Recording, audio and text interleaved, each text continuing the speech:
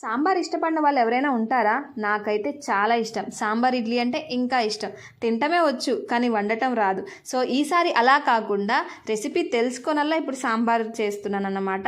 నాలాగా రాని వాళ్ళకి ఈ వీడియో బాగా యూజ్ అవుతుంది. సో దానికోసం నేను ఒక కప్పు కందిపప్పుకి 3 కప్స్ వాటర్ తీసుకొని దాంట్లోనే కొంచెం పసుపు, సాల్ట్, ఆయిల్ వేసి ఒక 3 విజిల్స్ వచ్చేంత వరకు కుక్ చేశాను పప్పుని.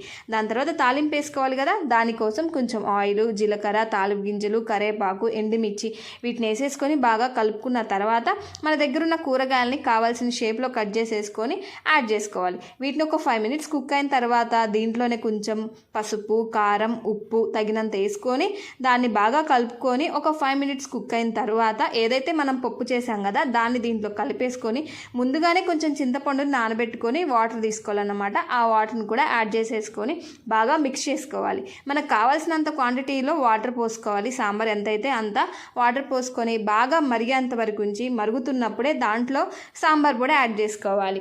అండ్ చివరిలో కొంచెం కొత్తిమీర కూడా యాడ్ చేసేసుకుంటే ఇంకా బాగుంటుంది ఫ్లేవర్.